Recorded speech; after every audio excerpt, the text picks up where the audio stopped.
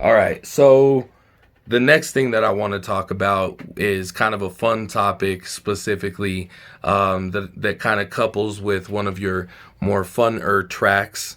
Right off the bat, it has that immediate fun feel just by the track title, Act a Nut.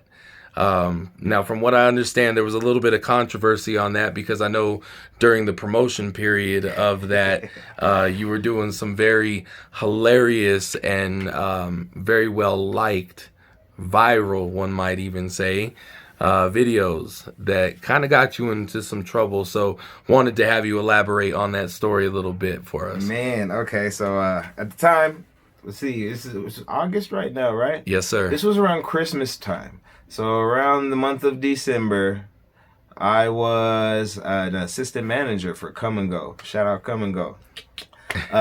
I was assistant manager for Kum And Go. Great company, great people, great store. I loved working there.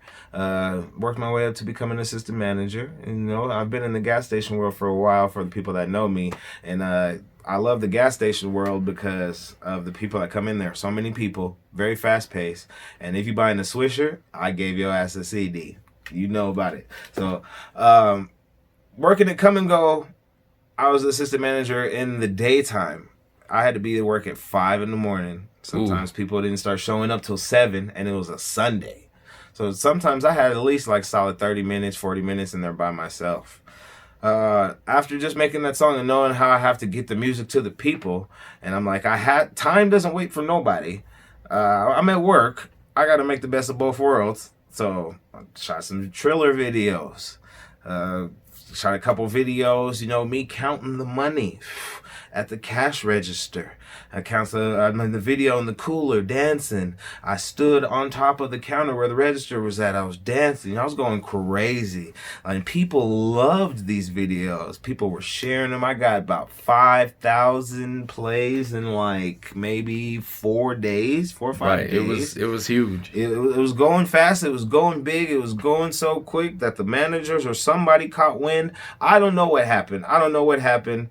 But eventually the managers caught wind and they said that I'm fired for it. But they said that I was fired for it because they didn't like the fact that I was going live as well. So I would go live. No, I didn't put nobody on the camera, but I'd have the camera there going live, ringing people up. They were more mad about those ones, they say, than the other ones.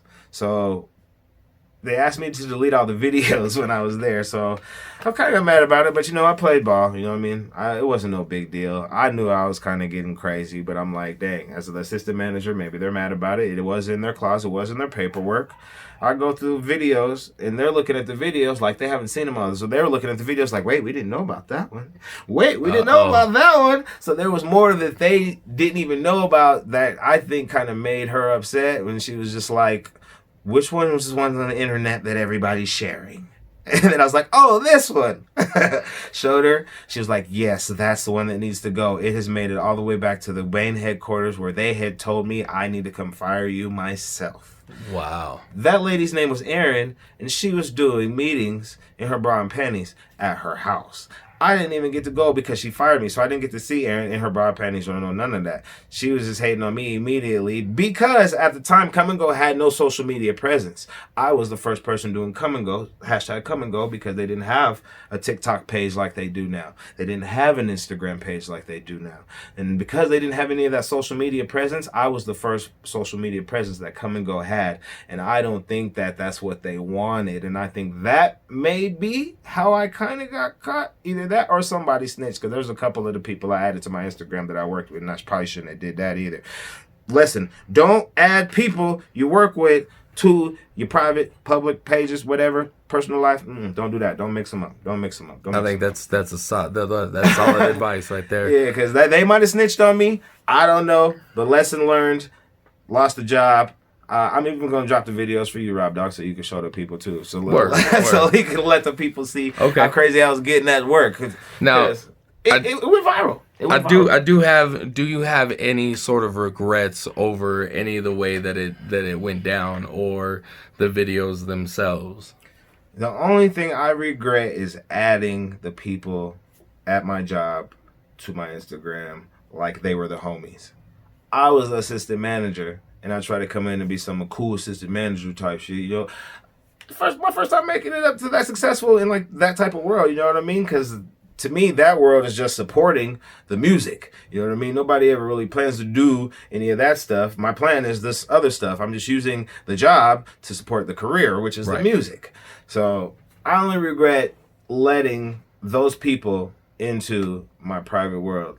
Like, they knew I did music. You know, I talk about what I do. Everybody has conversation at work, but I think that's the only thing I regret is, like, I should have never told these people, man. Like, I should have never added them on my Instagram.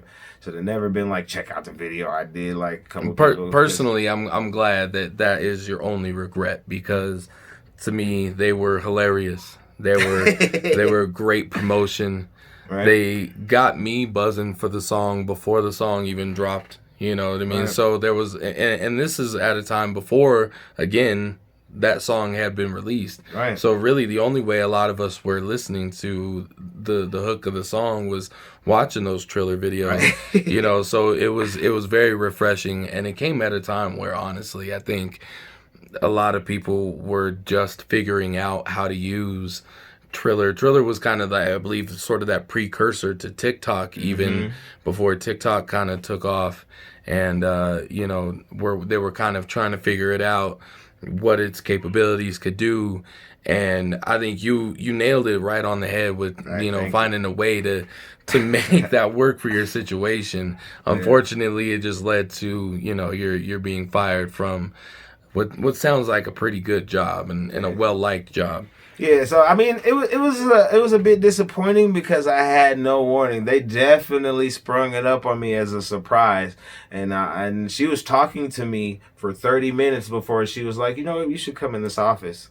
And I was like, you were just talking to me for 30 minutes. Why would you even convo with me if you knew the whole time in your head, like, he got to go? Like, she was just watching. She was just watching my spunk. She was just watching me be great. She was just watching my animated character, me being happy, smiling through her store, and her sad, mad, unhappy life just said either I want him and I can't have him, or he got to go.